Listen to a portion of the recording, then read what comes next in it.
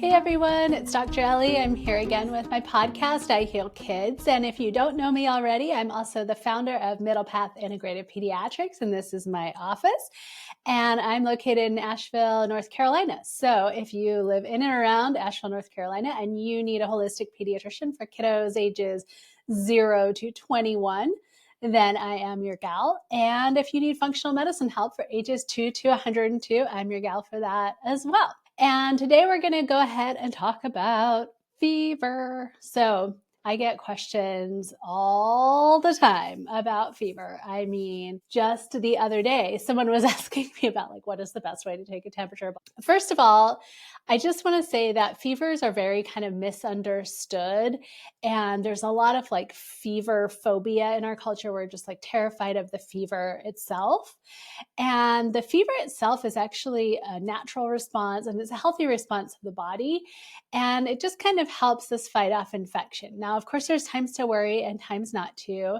And I'm going to cover all of that today, including what is a fever, and then holistic and conventional approaches to managing a fever if you need to. All right, that said, let's jump in. So what in the world is a fever, first of all? So our normal body temperature is about 98.6 degrees Fahrenheit or 37 Celsius. Of course, that can kind of vary a little bit, depending on how you're born and your genetics and all of that. But typically, a fever is 100.4 or higher Fahrenheit or 38 centigrade if you are taking the temperature rectally, through the ear, or a forehead thermometer. Now, if you're doing it orally, it would be 100 degrees or higher. And if you're taking it under the arm, you really do need to know that a fever is 99. So you would add a degree to think about, hey, it's actually 100 and that's a fever. In kiddos under 3 months of age, I do recommend that you go ahead and take that rectal temperature. And your pediatrician can show you how to do that. I can't really show you on the podcast, but that's because it's one of the more accurate ways to take a temperature. And if your kiddo is that little and they have a fever, that tends to make people worry a lot more. And so you want to be sure if it's a fever or not. So 100.4, or was it really just 99.6 or something like that, where it wouldn't really trigger such a, strong response from the medical community, because sometimes that can lead to people going down a rabbit hole, especially in the emergency room where, they might say, well, oh my gosh, on top of needing an RSV test and a flu test and, chest x-ray, we also should do a spinal tap and all of this stuff. And so you just really want to be clear if it was a fever or not. So I tell my parents, if you feel your baby hot, just go ahead and check they're not just over bundled. Sometimes it's just so easy to do. They end up with 3 or 4 layers and they're just kind of sweaty and hot. Just go ahead and unbundle them. Let them kind of just air out for a few minutes. And then go ahead and take that rectal temperature. And, if it is 100.4 or higher in a young infant, then you do want to seek care right away. And then for older kids, depending on what's going on that we'll talk about later, you may want to reach out to your pediatrician. Okay, so like we talked about before, fever is a natural defense mechanism. So basically, it's just a way that the body responds to infection. So if you have a virus or bacteria, then your immune system is hey, we need to basically kill off this invader. And how are we going to do that? Well, what happens is your immune system, all of those immune cells in your body, basically send a signal to your brain or your hypothalamus, which is a part of the brain that regulates your body temperature, and says, hey, can you please try and burn off this germ? So the immune system is hey, brain, please turn up the temperature so that those germs, basically die. And that helps us fight off infection. And that's because, the higher temperature basically creates an unfavorable environment and it slows the growth and spread. But also, it's kind of an interesting thing where the immune system is talking to the brain and then the temperature is talking to the immune system. So the fever can actually increase the activity of the white blood cells, which are those cells in our body that fight off infection. And so that will help boost that as well. Fever also, it can promote healing. So it enhances blood circulation. It helps immune cells kind of reach where they need to go more efficiently and more quickly. It's good to know that usually, a fever is not in and of itself dangerous. It's just a sign that the immune system is saying, hey, I'm doing my job, I'm fighting something. So mild to moderate fevers are just a sign that the body is actively fighting the illness and they're supporting the natural healing process. So, when do you want to do something about a fever? Like when should you, reach for something to bring the fever down? Well, sometimes it can lead to complications like febrile seizure, but that's not easy to treat. You can't really prevent a fever seizure if it's going to happen. And the reason for that is it's just because fever seizures are not triggered so much by like the height of the temperature. It's triggered by how fast your body gets the temperature. So it's really hard to prevent because if you get a really quick spike, you're not likely to know that you needed to have treated that because it's happened so fast. And then, something like a seizure can happen, which of course can be really scary. And we'll definitely talk about that a little bit later on. So, things that you would want to treat would be, is your baby uncomfortable? Is your child uncomfortable?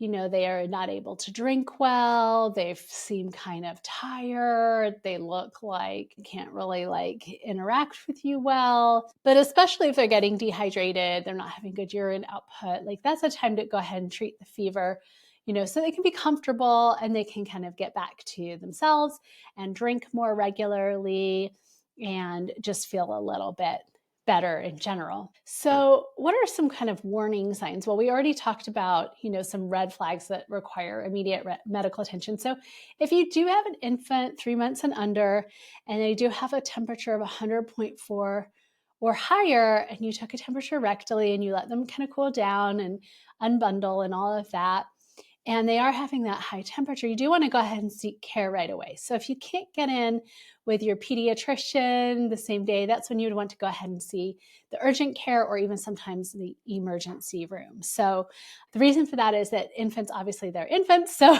they're a little bit more delicate.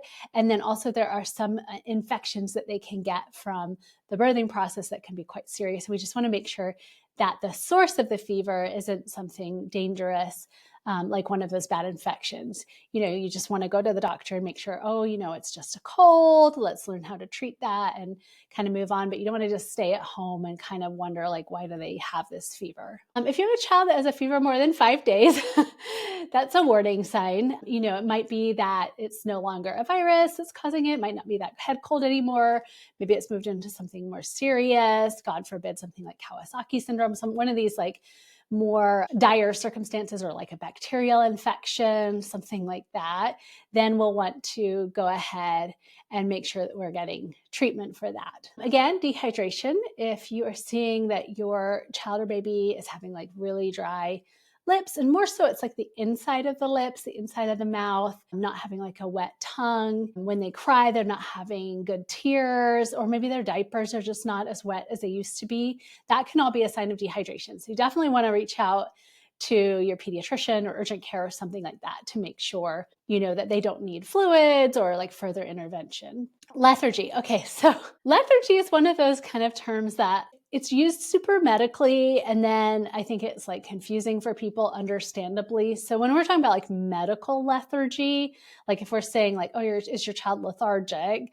Of course they're going to be tired because they're sick and all of that.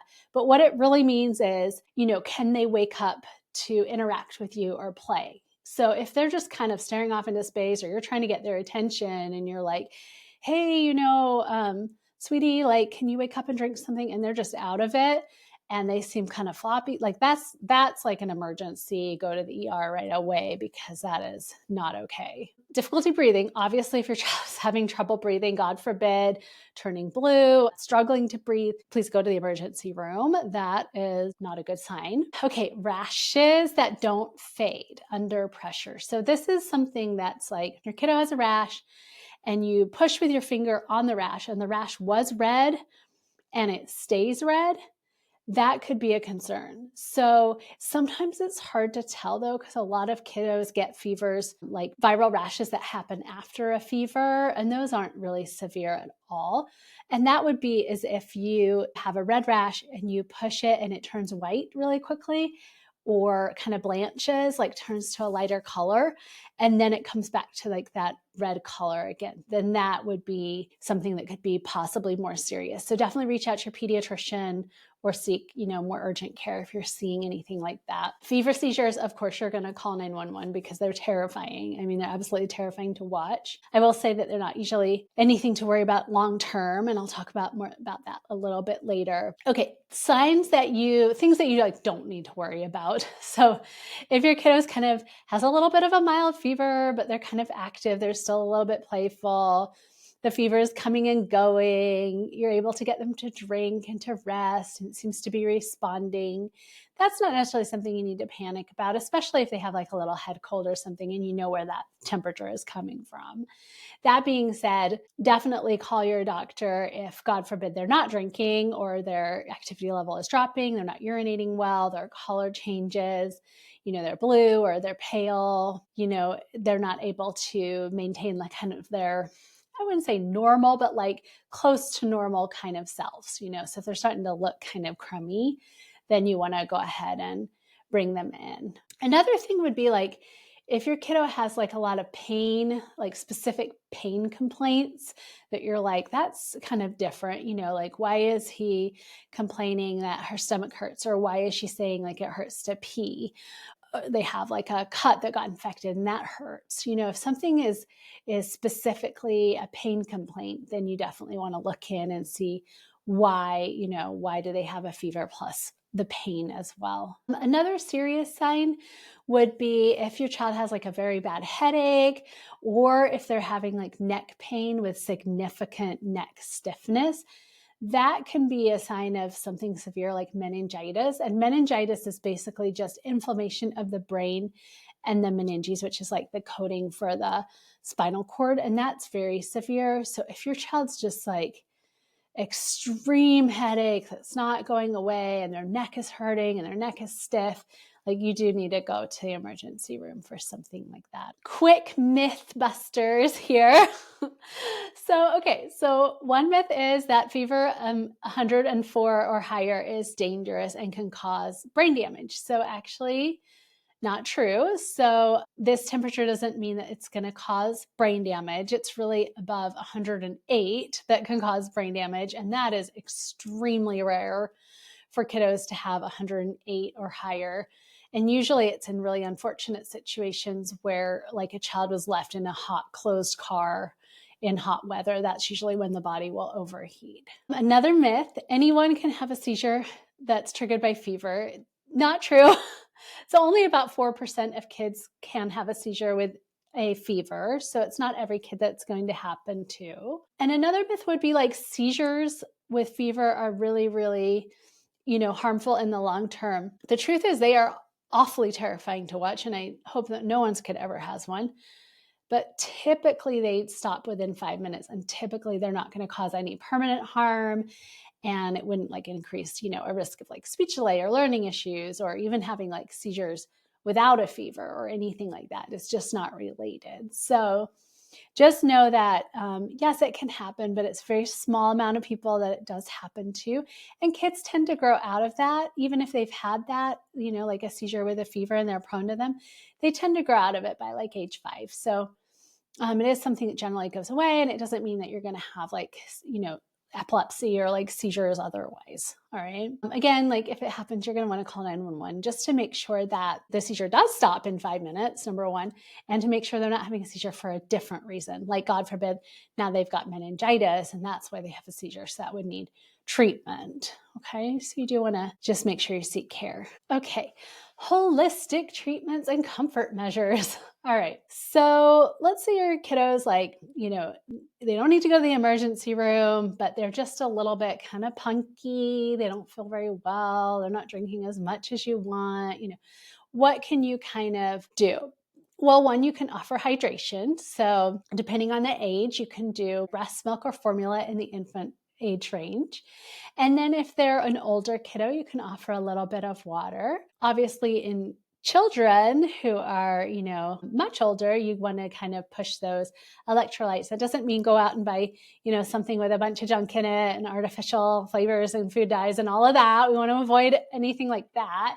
but you do want to make sure that they have a drink that has some kind of electrolyte in it. So you could do like coconut milk with a pinch of salt, or you could make one of those homemade electrolyte drinks at home. And they're all over the internet. You can find out how to do them with just salt and water and a little bit of sugar. Obviously have them rest. So we want the body to kind of relax, enjoy like quiet activities, let the body release the body heat. So just making sure, they're not like shivering. So they're like putting like 10 blankets on, but they've got a fever. And so those blankets are going to keep the heat in and raise their body temperature, which is counterproductive. So we just want to make sure that they're airing themselves out. Another thing you can do is like a lukewarm compress or even a wet sock treatment, which sounds a little crazy, I know, but you can definitely try it.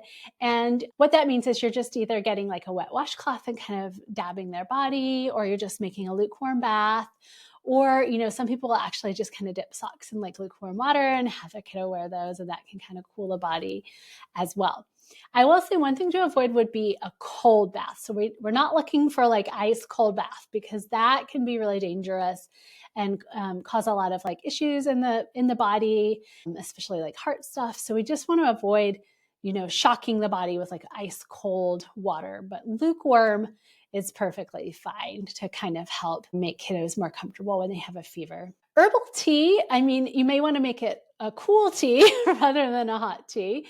But if you're doing like a chamomile or a ginger, go ahead and brew it, let it cool down, add a little bit of ice. You may want to add a little honey, to make it a little bit more palatable for kids, and have them kind of sip that. And that's very calming. It's very soothing on the body. A lot of medicinal herbal effects with those. And also, it's hydrating, right? So if we can do a little bit of herbal tea, all the better. For older kiddos, if you are doing like a lukewarm bath for a fever, you can do a little Epsom salt as well in the bath, and that can kind of help relax the muscles, and it can support detoxification in the body as well. Essential oils. So if you are using these, you guys, in young children, so children, under a year, it's better to do like 1 or 2 drops of like lavender in a carrier oil, like 2 ounces of coconut carrier oil, versus trying to steam it or make like an inhalation, because young children can actually sometimes end up with a little bit of spasm in their throat from that kind of steam with all of those oils. So go ahead and just do it as like a massage to help with relaxation and promote the immune system to build.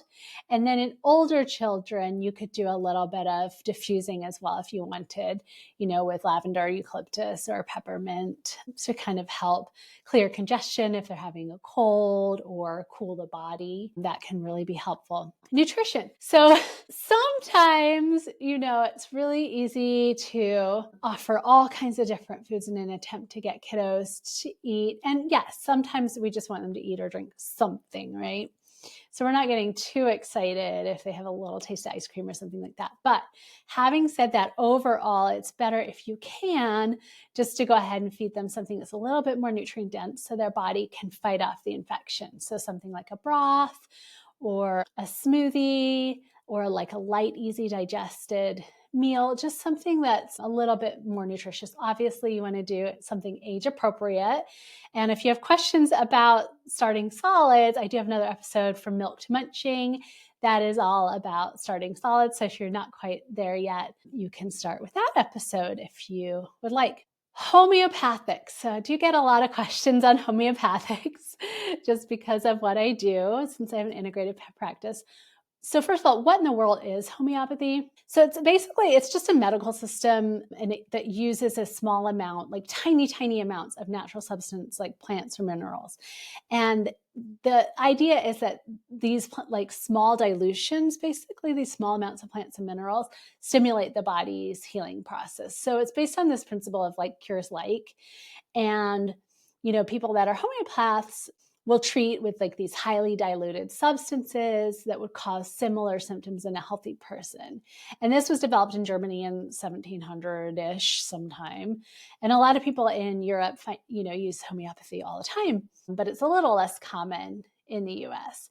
There's a little controversy about it. In the conventional medical world, it's considered safe because the dilutions are very small, or, it's these tiny little doses. However, how effective it is, it hasn't been proven by science to be, extremely effective. just from what people tell me, sometimes it seems to work, sometimes it doesn't. But I want to offer these different options in case it's something you're interested in trying. So some of the homeopathy treatments that I would think about using, one would be chamomile. So chamomilla, I think is the correct way to say that. And it'll come in different like concentrations. So like 6C, 12C, or 30C, all of that's fine. And you would use it if your kiddo has a fever, but they're also like irritable and thirsty and they want to be held and they're impatient and they're just kind of cranky. Then this is a really good one to use. Ferrum phosphoricum. That's a great one, especially if there's any ear complaints. I find it really helps with ear infections. So, if you've got a fever with like ear stuff and kind of cold symptoms, flushed cheeks, then you could use that. And the concentration would be 6, 12, or 30C. Nux vomica. So if your kiddo has a fever plus digestive stuff, like they've got like upset tummy or maybe they vomited, you could use Nux vomica. That's hard to spit out. You would use a 30C or 200C for that. This is another one that I really like for flu season. So if your kiddo has like flu-like symptoms like achy, chills, super runny nose, headache, one that's really good for that is oscillococcinum. And if I said that wrong, I am sorry to the people that invented it. I'm still working on it. There's a brand name that I like much better. But anyway, oscillococcinum. And you would give 200K at the first sign of illness. And there are plenty of brands out there, like Boiron is a big one that people use. And that's even on, if you want to sign up to my full script, you can get it there as well and get a discount. Okay, what else? Oh, pulsatilla or pulsatilla.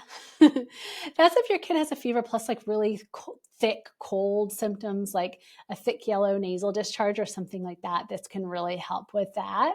And that dose would be 30 or 200C.